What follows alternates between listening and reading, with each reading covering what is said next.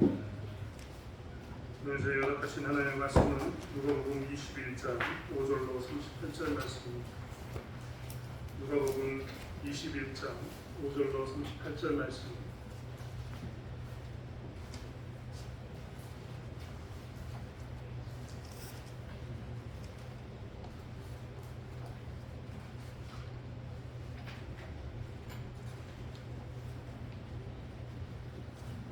누가복음 21장 5절로 38절의 말씀을 찾으셨습니다.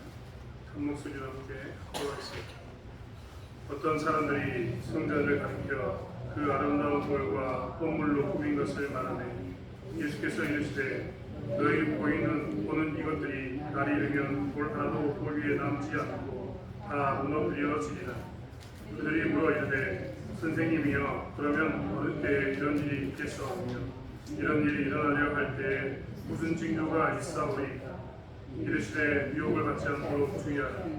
많은 사람이 내 이름으로 와서 이르되 내가 그러하면 내가 가까이 왔다 하겠으나 그들을 따르지 말라.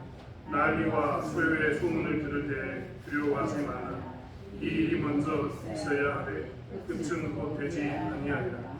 또 이르시되 민족이 민족을 나라가 나라를 대적하여 일어나겠고 곳곳에 큰 지진과 기근과 전염병이 있겠고 또 무서운 일과 하늘로부터 큰 징조들이 있으리라.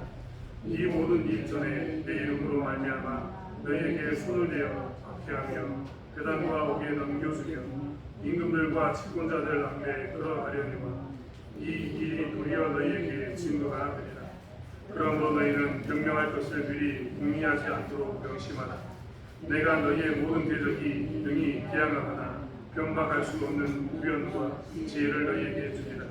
심지어 부모와 형제와 친척과 것이 너희를 넘겨주어 너희 중에 몇을 죽이게 하겠고 또 너희가 내 이름으로 말미암아 모든 사람에게 미움을 받을 것이며 너희 머리털 하나도 상하지 아니하리라. 너희의 인대로 너희 영혼을 받으리라. 너희가 예루살렘이 군대들에게 에워싸는 것을 보거든 그 멸망이 가까운 줄을 알라. 그때 유대에 있는 자들은 산으로 도망할 것이며 성내에 있는 자들은 나갈 것이며 촌에 있는 자들은 그리로 들어가지 말지어다. 이 날들은 기록된 모든 것을 이루는 징벌의 날이니라. 그 날에는 아이된 자들과 젖먹이는 자들에게 화가 있으니 이는 땅의 큰 환난과 이 백성에게 진노가 있겠으며 그들의 칼날에 죽임을 당하며 모든 이방에서 쫓겨가겠고 예루살렘은 이방인의 피가 저기까지 이방인들에게 밟히리라. 1월 성실에는 징조가 있겠고 땅에서는 민족들이 바다와 포도의 쏟는 소리로 인하여 곤란한 중에 공고하리라.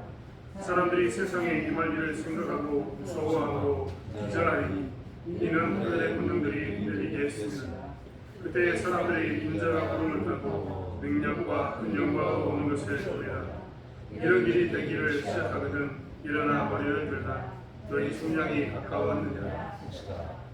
이에 뒤로 이르시되 무화과 나무와 모든 나무를 보라. 싹이 나면 너희가 보고 여름이 가까운 줄을 자연히 알아니 이와 같이 너희가 이런 일이 일어날 것을 보거든 하나님의 나라가 가까이 오는 줄을 알라.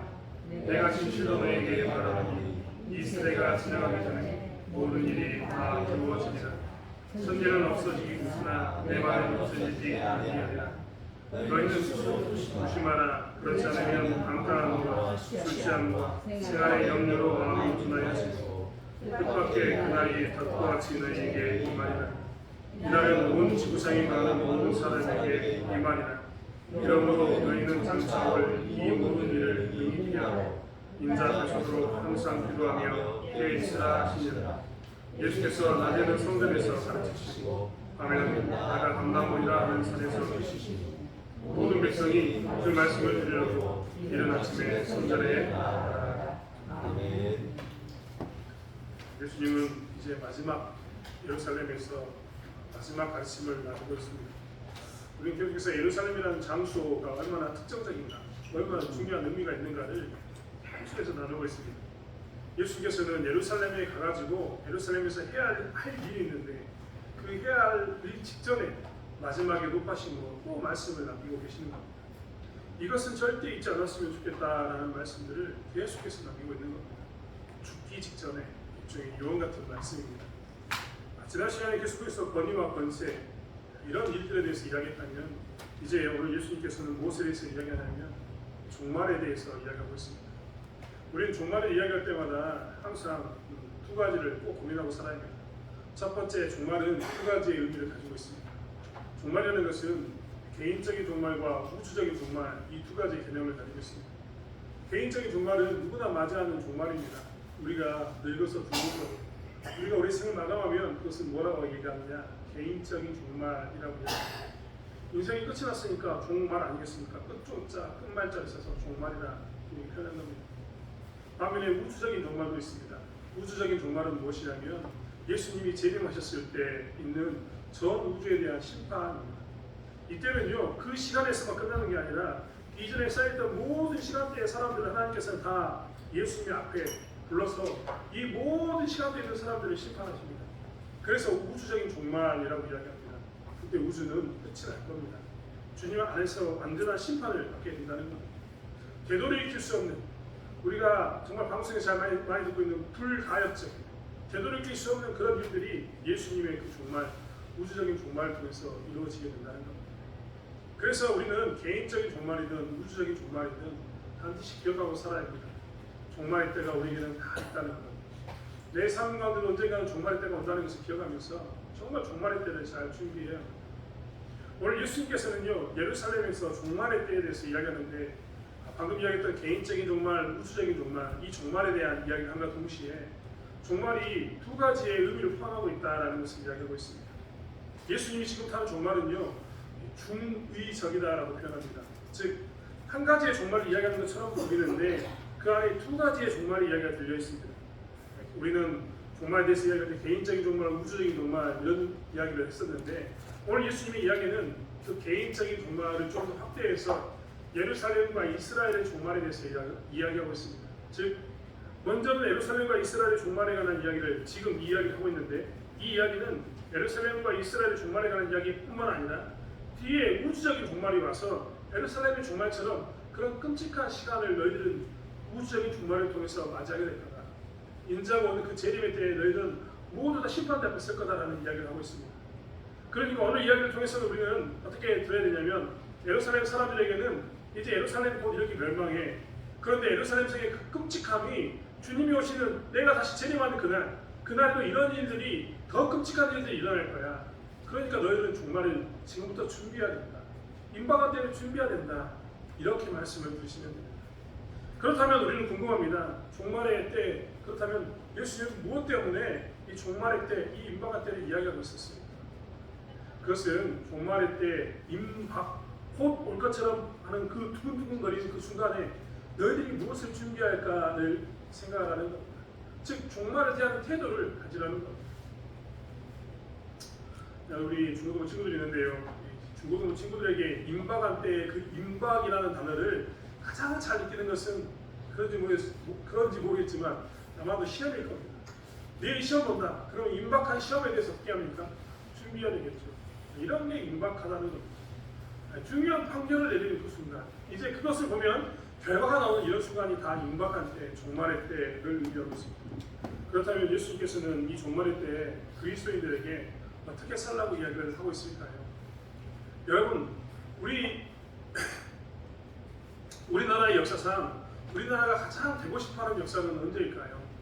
아마 고조선부터 시작해서 지금 이 시기까지 우리나라의 대한민국의 역사를 아는 사람들이라면요, 대부분 다 만주 땅을 점령했을 때의 그 고구려나 혹은 저 위에 러시아까지 점령했던 이 발해 시대를 생각하고 있을 겁니다. 그때 우리가 했으면 이런 생각을 가지게 된다는 겁니다. 반면에 우리는 우리의 역사 가운데서 이런 일이 있으면 안 좋겠다, 이런 일은 절대 안 왔으면 좋겠다 하는 그런 상처가 쓰라린 그런 역사도 있습니다. 임진왜란이나 6.25 같은 경우는요, 두 번 다시 안 왔으면 좋겠습니다. 일제가 우리나라를 이 강제로 병합해서 통치했던 일제 강점기는 두 번 다시 안 왔으면 좋겠습니다. 만약에 누군가가 너희는 다시 일제 강점기를 맞이하게 될 거야, 너희는 다시 한번 6.25 전쟁을 경험하게 될 거야 라고 이야기하면 아마 우리는 모르면 몰랐지 그들은 다 욕하게 될 겁니다. 뭐라고요? 정신 나간다. 제가 좋게 표현해서 정신 나간다입니다. 그거 대부분 다 욕했을 겁니다. 쟤는 무슨 정신을 가지고 저기 사는지 모르겠다. 그게 우리나라에 하는 게 그런 처주를 하는 게 맞느냐라고 이야기할 겁니다. 특별히 6.25를 경험하신 분들이나 일제를 경험하셨던 분들은 더 그런 말을 하겠죠. 끔찍한 그 시기로 돌아간다는 것은 얼마나 큰 상처인 줄 아니까 그런 말은 안 듣고 싶어 합니다. 그리고 다시 한번 경험하고 싶지는 않다라고 우리는 다 이야기합니다. 두 번 다시 경험하지 않을 일로 다 그렇게 기억하고 있다는 겁니다. 이스라엘 백성들에게 두 번 다시 경험하고 싶지 않은 역사적인 사건은 무엇일까? 여러분, 많은 이스라엘 역사 가운데 많은 일들이 있었지만 그들이 가장 경험하고 싶지 않았던 그 역사적 경험은요, 그들이 나라가 쪼개졌던 때가 아닙니다. 나라가 남쪽과 북쪽으로 쪼개져가지고 남유다, 북이스라엘 이렇게 나눠졌던 때를 그들은 돌아가고 싶어하지 두 번 다시 역사적으로 경험하지 않을 것 첫 번째로 꼽는 사건이 아니라는 겁니다. 그들이 두 번 다시 경험하지 않고 싶은 것 첫 번째 사건은 뭐냐면 그들이 예루살렘 성에 있었던 예루살렘 성전을 잃어버리고 포로로 끌려갔었던 바벨론 70년입니다. 포로로 끌려갔으니까 두 번 다시 경험하고 싶지 않다 이런 개념이 아닙니다. 그들이 처음으로 무엇을 봤냐면 하나님의 성전이 무너진 것을 보았습니다. 그들은 한 번도 하나님의 성전이 무너질 거라고 생각해보지 않았는데 성전이 무너졌습니다. 그것도 깨끗하게 완전히 파손되었습니다. 오늘 성경의 표현에 의하면 도 위에 돌아가는 남자가 같다라고 이야기했는데 그런 사건들이 언제 있었느냐. 바벨론에 의해서 남쪽 유다가 멸망할 때 예루살렘 성전에 있던 성전이 완전히 무너지는 그런 일을 경험했습니다. 이스라엘 백성들에게 성전은요, 하나님이 계시는 곳, 하나님과의 관계를 회복할 수 있는 곳입니다. 그렇기 때문에 그들이 두 번 다시 이런 일이 없었으면 좋겠다라고 했던 것 중에 하나가 뭐냐면 성전이 없어지는 겁니다. 거꾸로 생각해 보십시오. 바벨론에서 돌아와서 그들이 제일 먼저 한 게 뭔 줄 아십니까? 집을 짓는 게 아니라 자기 집을 짓는 게 아니라 성전을 지었습니다. 왕의 왕궁을 짓는 게 아니라 성전을 지었습니다. 재밌는 건 뭐냐면 성벽도 안 짓고 성전부터 지었습니다. 왜 그랬냐면 성전이야말로 그들에게 있어서는 가장 중요한 것이기 때문에 그렇습니다. 그런데 오늘 그런 그들에게 예수님께서 종말에 대해서 이야기하면서 뭘 이야기하냐면 야, 너희들의 성전은 무너질 거라고 이야기하는 겁니다. 아마 이 이야기를 들었던 모든 사람들은 깜짝 놀랐을 겁니다. 우리가 두 번 다시 경험하고 싶지 않고 우리의 역사상에서 반복돼서는 절대 안 되는 것을 우리는 알고 있는데 그것이 다시 일어난다고 이야기하면 누가 그걸 듣고 놀라지 않겠습니까? 이런 깜짝 놀랄만한 사건을 예수님께서는 이렇게 이야기하십니다. 성전이 너희 보는 이것들이 날이 되면 돌 하나도 남지 않고 다 무너지리라 라고 말입니다.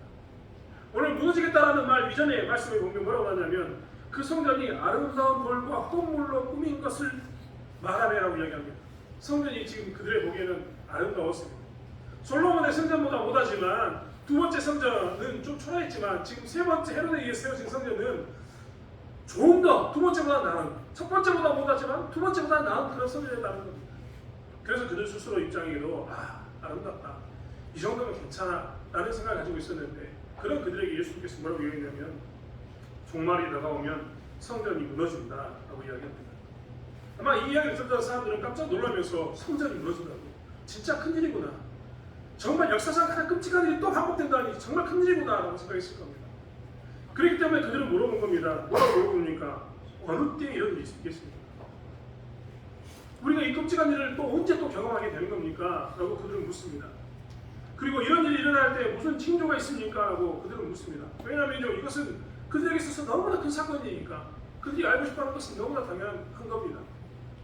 그런데 예수님은 이런 이야기를 하시면서 이런 종말에 관한 이야기를 하면서 임박에 관한 이야기를 하면서 그들에게 어느 때라고 말하지 않습니다.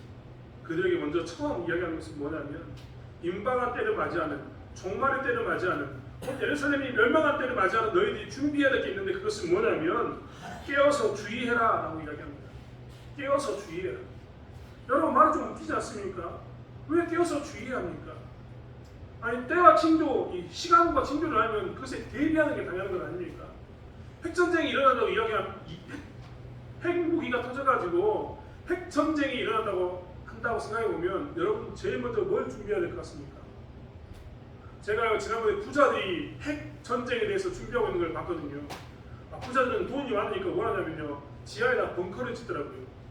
핵폭탄이 터져도 방사선이 들어오지 못하도록 지하에다 벙커를 콘크리트 두껍게 해가지고 납대고 해가지고 이 방사능에 오염되지 않도록 준비하고 있는 걸 봤습니다. 심지어는요, 그 안에 들어가면요 물도 이미 준비되어 있습니다. 오염된 물을 먹지 않기 위해서 깨끗한 물을 먹을 수 있는 시설을 갖춰놨습니다. 또 전기가 나가면 안 되니까 이 발전소를 설치할 수 있는 그런 설비를 다 갖춰놓고 그들은 무엇을 하고 있냐면 핵 전쟁이 나면 나는 이렇게라도 살아남아야겠다. 자기 가정에 벙커를 만들어서 살려고 하는 겁니다. 당연한 건 아니겠습니까? 여러분 전쟁이 나려고 하니까 러시아 사람들이 어떻게 하는가요? 러시아에서 징집한다고 이야기하니까 러시아 백성들이 다 도망갔습니다. 왜요? 전쟁에 끌려가면 죽을 줄 아니까. 사실 우리는 대부분 다 이렇게 준비합니다. 어떤 종말이 오거나 끝자락이 오면 무엇을 하냐면 준비하는 겁니다. 그런데 예수님께서 뭐라고 이야기하냐면 깨어 주의하라라고 이야기했습니다. 주의하라. 여러분 주의하란 말이 한자로 뜻하면 그 말을 그대로 풀었으면 어떤 의미입니까? 깨어서 뭐하고요? 주의하라. 어떻게 상황이 바뀌는가 살펴라. 무엇을 기억해야 되는가? 너는 어떤 것을 지켜야 되는가? 이것을 가슴에 새겨라. 이런 말이 뭡니까? 주의하라는 겁니다. 여러분 조심하라 주의하라라는 말이 어디 제일 많이 붙어 있습니까? 여름이면요 깊은 계곡에 바닷가에 붙어 있습니다. 조심하세요. 왜요? 죽을 수 있으니까. 조심하라는 말은 뭡니까? 아이들이 있으면 아이들이 빠져가지고 혹시 호흡조까지 않는가 체크해봐라. 이런 말이 뭐냐면 주의하다라는 말입니다. 정말의 때가 왔는데 준비하는 게 아니라 뭐라고요? 주의해라. 깨어서 주의해라라고 이야기하고 있습니다. 이 말은 무엇이냐면 너희들이 종말의 때가 되면 어떻게 생존할 것인가, 어떻게 살아남을까 이것을 생각하지 말고 너희들은 종말의 때가 되면 무엇을 위해 살아야 되는가 이것을 생각하라는 겁니다. 너희들이 때가 다가오면 준비하고 정말 주의해야 할 게 딱 하나 있는데 그것은 뭐냐면 살아남는 게 강하다라고 이야기하면서 악자같이 어떻게 살아남을까 이것을 살펴보는 게 아니라 어떻게 그런 상황에서 나는 살까, 어떤 방법을 가지고 살까, 나는 그런 때가 나가면 어떻게 살까 이것을 생각하라는 겁니다.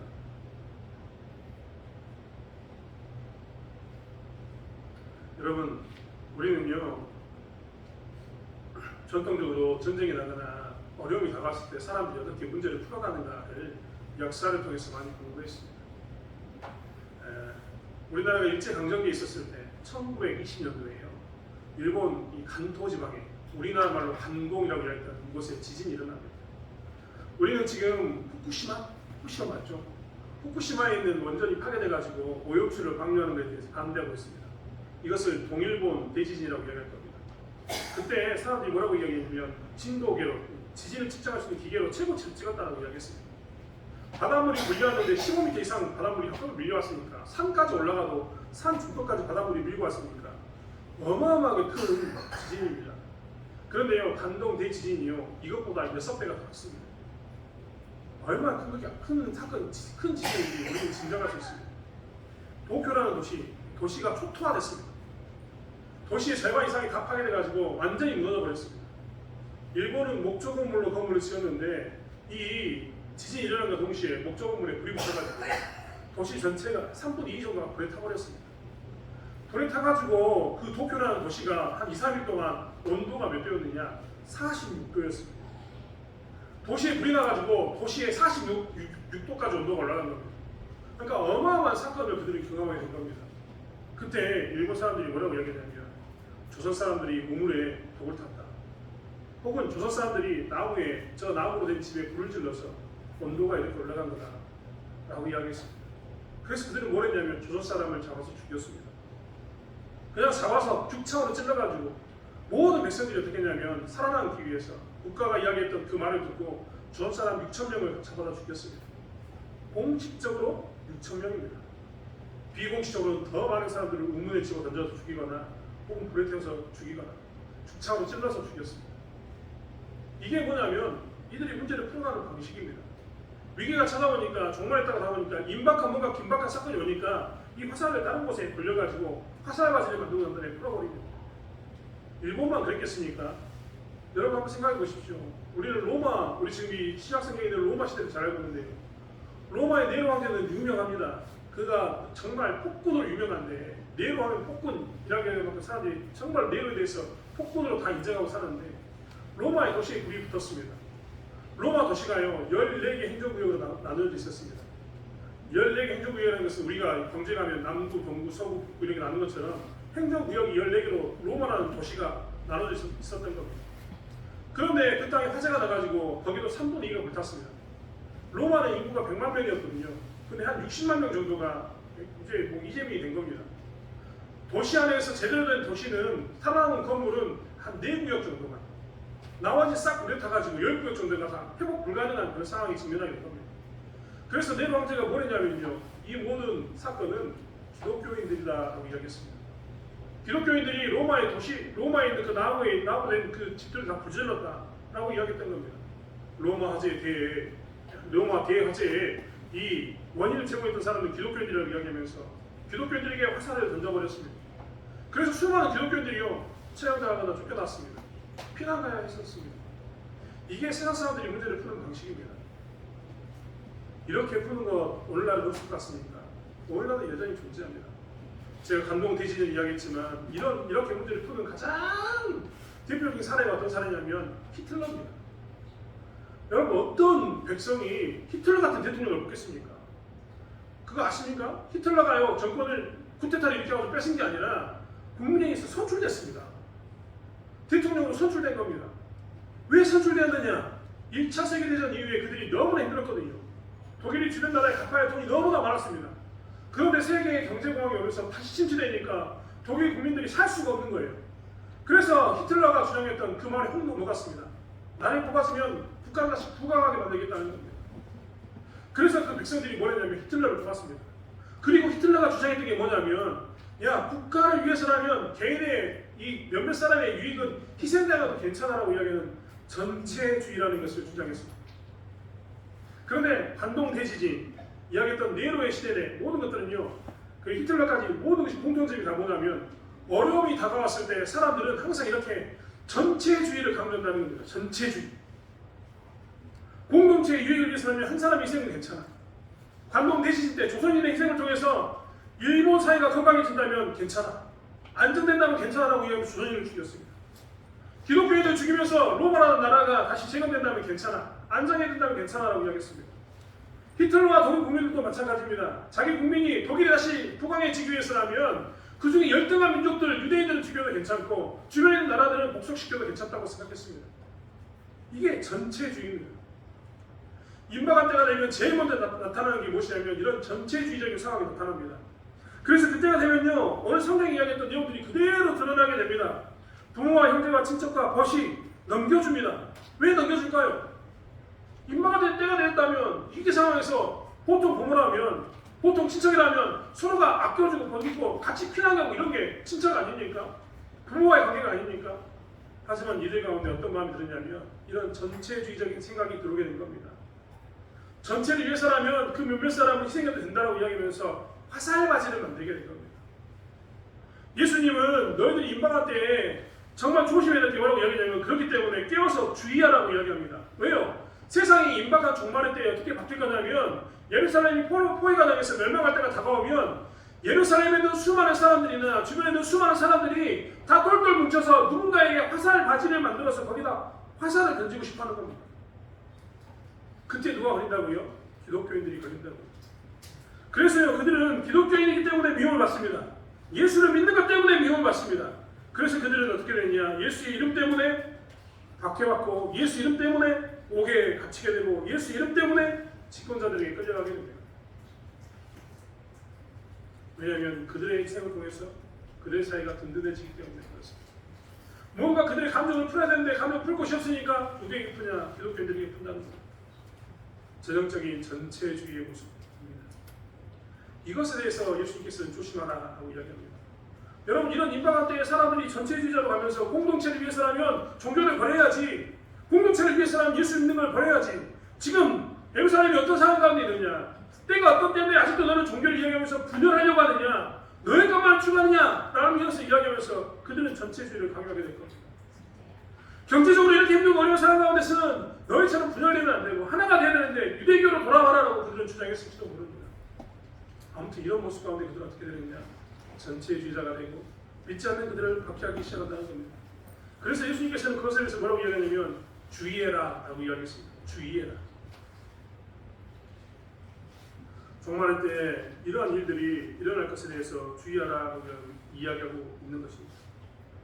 사람들은 생존을 위해서라면 기꺼이 소수의 약자인 사람들을 죽이는, 희생을 정당화하는 그런 시기가 다가올 텐데, 그런 때에 너희들은 정말 조심해야 된다라고 이야기하고 있습니다.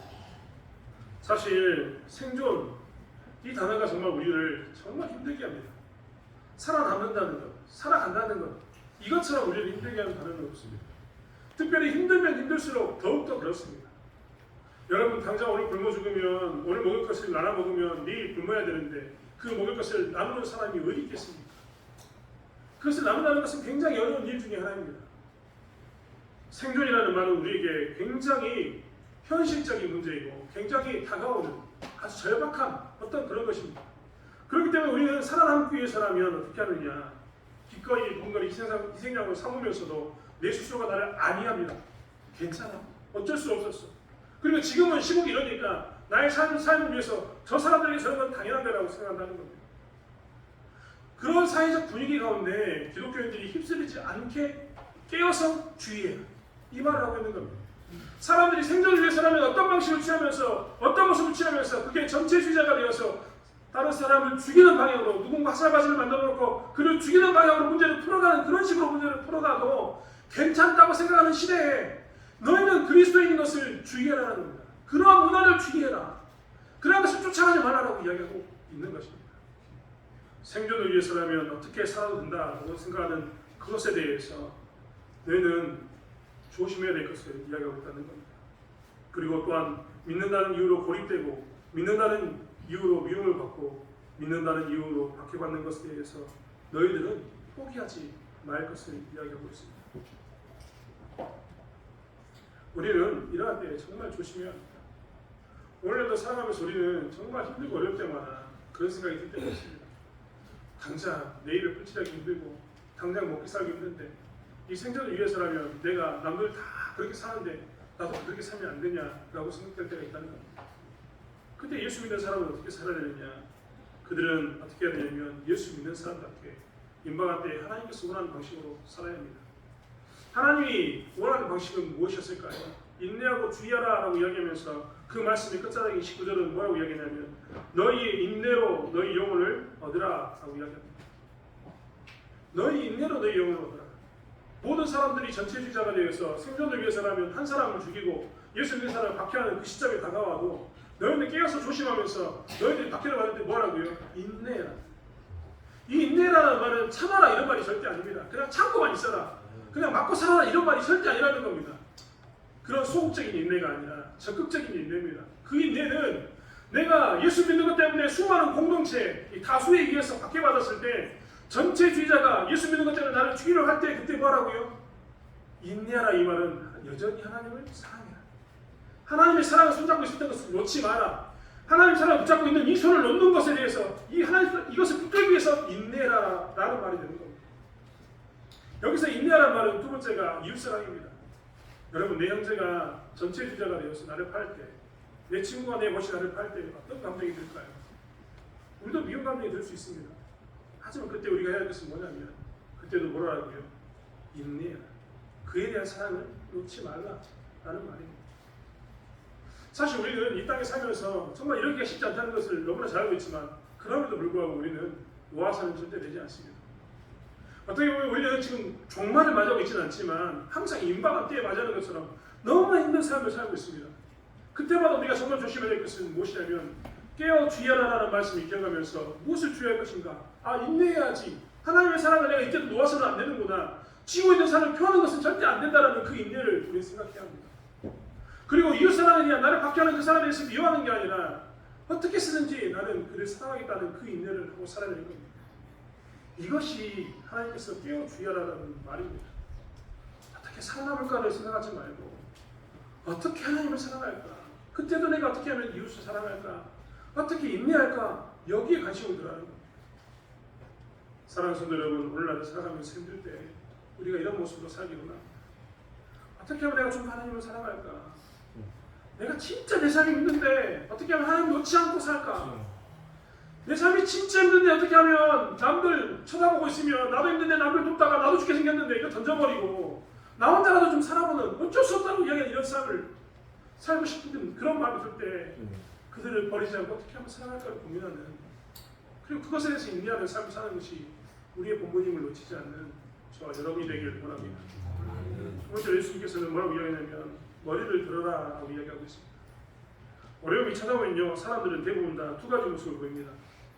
2000년대가 찾아오면서요 여기 우리 2000년대 이후에 태어난 친구도 있는데 밀레니엄 시대가 찾아온다고 이야기하면서 얼마나 우리를 괴롭게 한 우리에게 얼마나 많은 사건이 있었습니까? 그 중에 대표적인 게요 2000년대가 되면 지구가 멸망할 거다.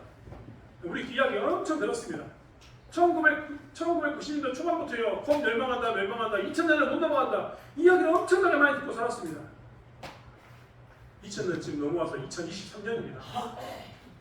제가 정말 우리 친구들이 다 계시는데 2023년 이건요 제가 어렸을 때 만화책에서 서기 2023년 비행기가 날아다니고 뭐 이상한 이야기 공상과학 만화에서 봤던 이야기가 2023년이었습니다.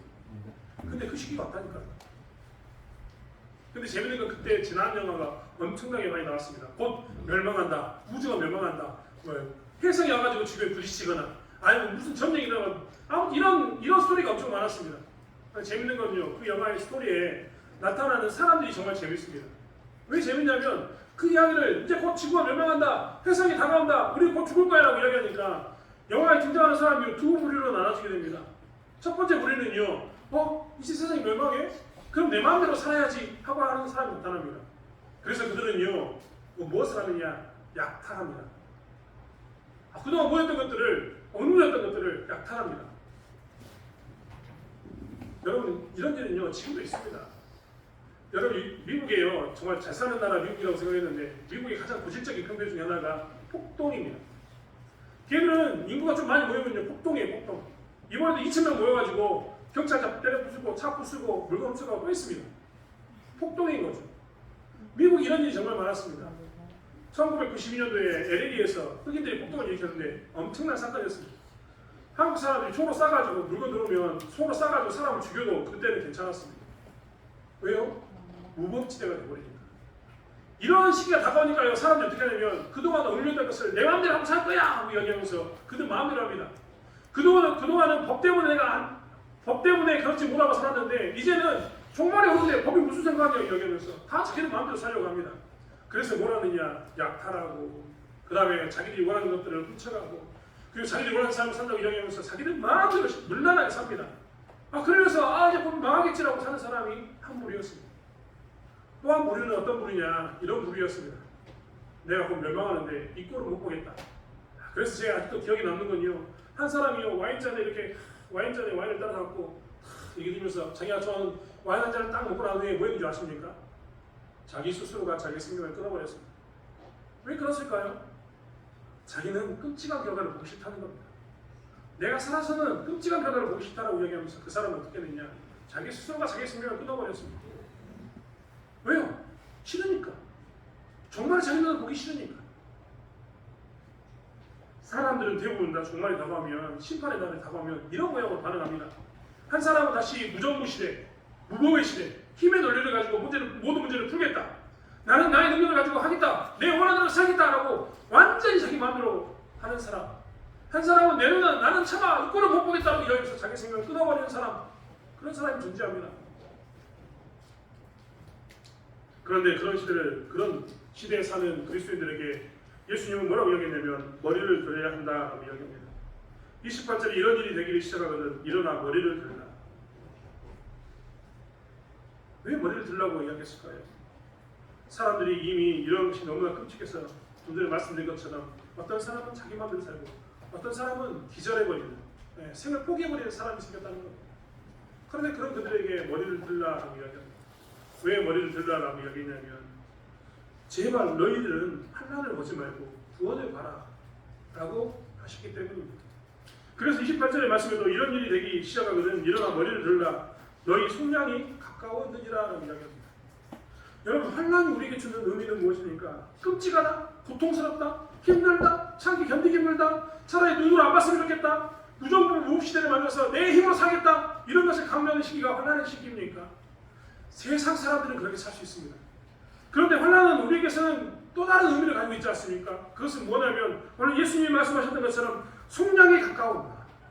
속량이 가까운다 이 말은 뭡니까? 구원이 가까워오고 있구나. 심각한 상황일수록 나에게는 지금 무엇이 다가오고 있는 겁니까? 구원이 다가오고 있구나. 믿지 않는 사람들에게는 그게 고통스럽고 끔찍함으로 인해서 그들에게는 멸망이 대기하고 있겠지만 우리에게는 이 끔찍함이 지나고 나면 이 끔찍함이 뭐로 다가온다고요? 기쁨으로 다가온다. 속량으로 다가온다라고 얘기합니다. 그래서 예수님은 뭐라고 얘기했냐면 26절에 있는 것처럼 기절하고 있는 그런 사람들에게 28절에 일어나 머리를 들라라고 이야기합니다. 신자들은 속량의 때다. 이제 구원의 때다. 이것을 살피라고 이야기하고 있는 겁니다. 그렇기 때문에 종말에 직면한 신자들은 무엇을 하고 살아야 되느냐?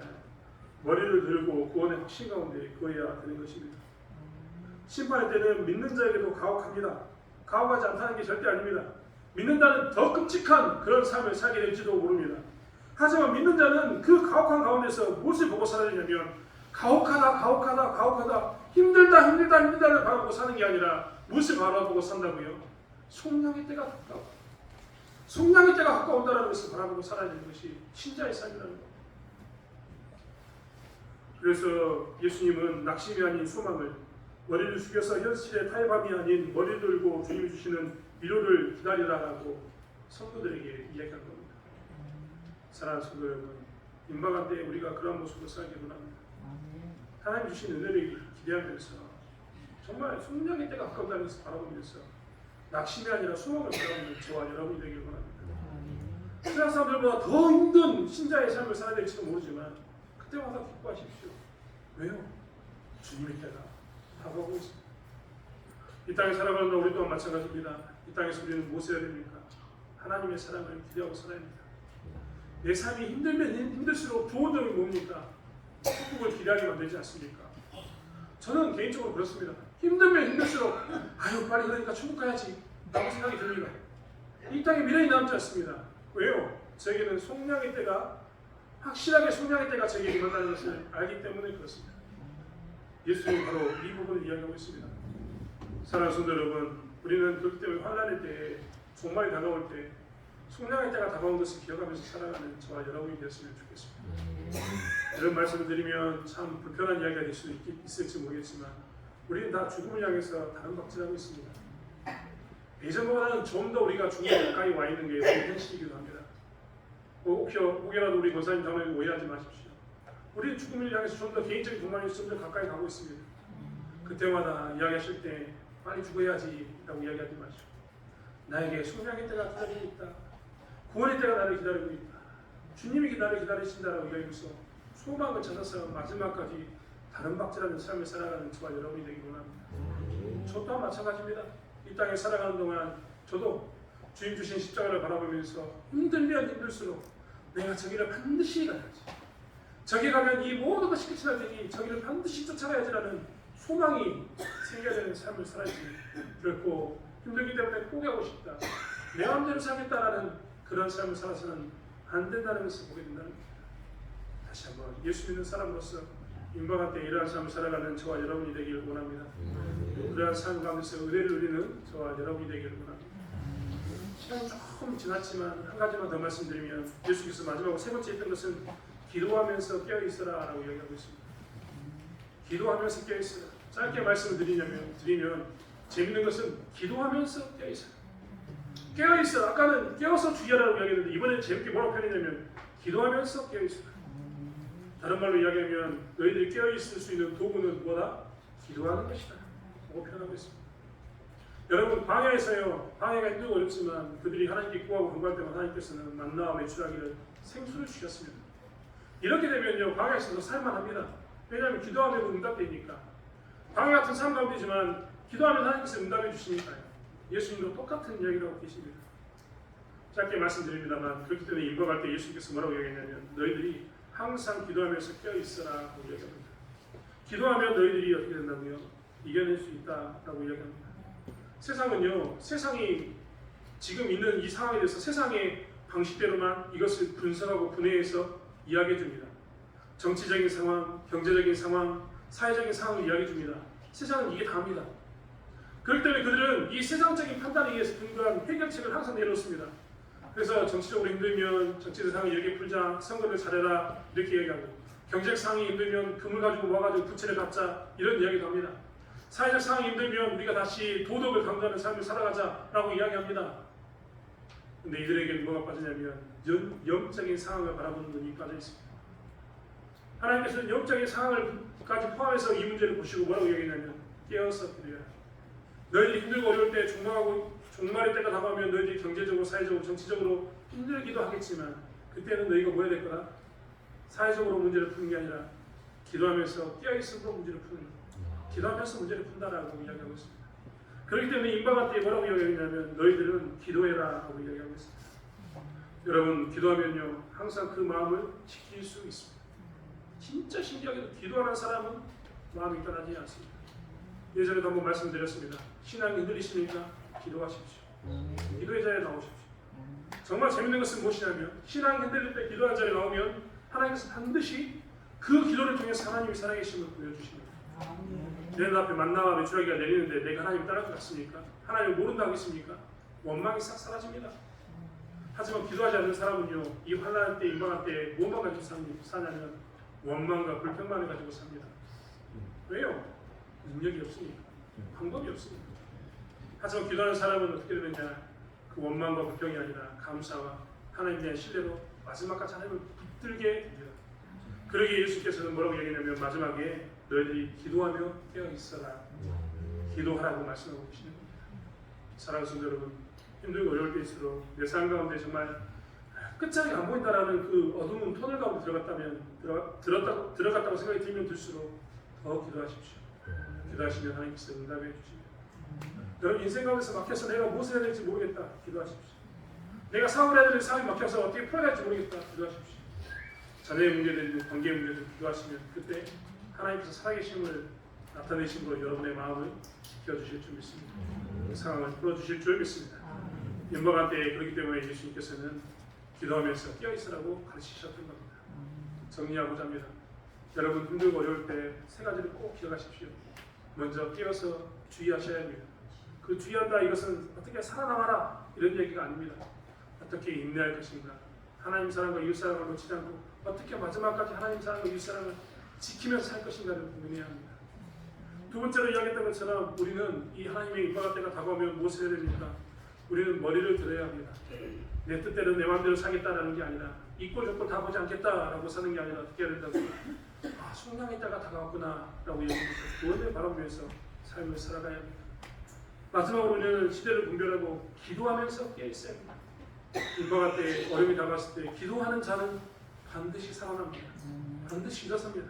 하나님의 경험으로 인해서 그 마음이 지켜지는 은혜를 경험하게 될 것입니다. 그러한 삶을 살아가는 저와 여러분이 되길 원합니다. 기도하겠습니다. 하나님, 믿음 있는 우리들이 어떻게 살아야 되는가?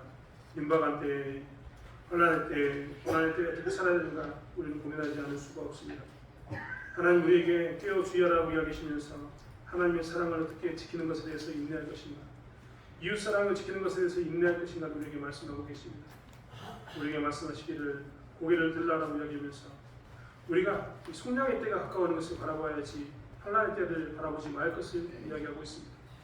또한 우리에게 힘들면 힘들수록 하나님이 없다고 생각이 되면 될수록 깨어서 기도하라. 기도하면서 깨어있으라고 기도하라고 말씀하고 계시는 것을 보게 됩니다. 우리가 이것을 지키게 도와주시고 이런 삶을 살 수 있도록 우리를 사용하여 주시옵소서. 그래서 하나님과 동행하는 삶을 누리면서 할 수 있는 저희들에게 도와주실 줄 믿습니다. 환난이 두려움으로 다가오는 것이 아니라 소망으로 찾아오는 은혜 가운데서는 저희의 삶이 되게 하여 주시옵소서. 감사드리며 예수님의 이름으로 기도드렸습니다. 아멘.